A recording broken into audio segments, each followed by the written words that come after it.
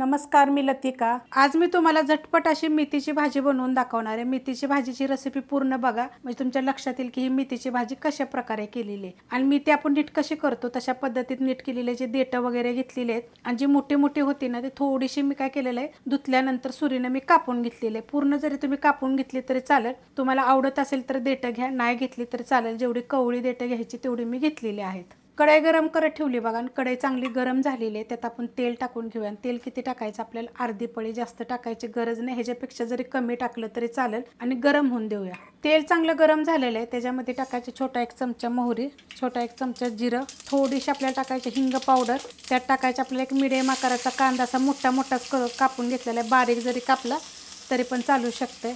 कांदा चांगला भाजून घेऊया। कांदा बघा भाजलेला आहे। आता ह्याच्यामध्ये टाकायचं आपल्याला हिरवी मिरची आणि लसूण मी कुटून घेतलेला आहे। 3 हिरव्या मिरच्या घेतलेल्या आहेत, त्या पोपटी कलरच्या म्हणजे मोठ्या मोठ्या असतात त्या, आणि 6 पाकळ्या लसणाच्या। आता हे गॅस आहे मिडियम आणि ह्याच्यावर 1-2 मिनटं आपण परतून घेऊया। मिरची आणि लसूण कुटल्याला टाकल्यानंतर बघा 2 ते 3 मिनटं मी मिडियम गॅसवर असं परतून घेतलेलं आहे। मस्त असं भाजलं गेलेलं आहे। लसूण नुसता कुटून जरी फोडणीमध्ये जरी टाकला तरी चालेल आणि हिरवी मिरची काय करायचं नंतर जरी अशी टाकून भाजली तरी पण चालू शकते। आता ह्यात टाकायची भाजी आणि भाजीला मिडियम गॅसवर 1-2 मिनटं परतून घ्यायची।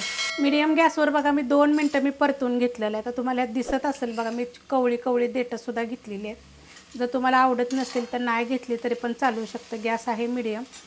त्यात टाकायचे आपल्याला चवीप्रमाणे मीठ, मिक्स करून घेऊया। आणि कसं माहिती आहे का, थोडंसं तिखट असावं म्हणजे छान लागेल। आता ह्याच्यामध्ये बघा ही कच्चे शेंगदाणे आहेत, भाजलेले वगैरे नाही आहेत आणि कुटून घेतलेत। आता हे कसं माहिती आहे का, तुम्ही पूर्ण पेस्ट जरी केली तरी चालेल, म्हणजे एकदम जसं मिक्सरला थोडंसं पाणी टाकून जरी पातळ जरी केलं की नाही तरीसुद्धा चालू शकतं। तर ह्याला पहिलं मी काय करते, 1 मिनिटभर पहिलं परतून घेते। परतून घेतलेलं आहे बघा। आता ह्यात आपल्याला टाकायचे पाणी, 1 ग्लास मी पाणी घेतलेलं आहे आणि पाणी घेतलेलं आहे कोमट। साधं जरी वतलं तरी पण चालेल, पण मी घेतलेलं आहे कोमट। आता त्याला चांगलं मिक्स करून घेऊया। मस्त असं मिक्स करून घेतलेलं आहे आणि जे पाणी वतलं होतं ना, तो ग्लास जो आहे तो अर्धा लिटरचा ग्लास आहे। गॅस केलेला आहे मी बारीक। आता याला 5 ते 7 मिनिट आपण झाकण ठेवूया। बारीक गॅसवर बघा कमीत कमी 10 मिनटं मी झाकून ठेवले होते। मस्त अशी बघा पातळ होते।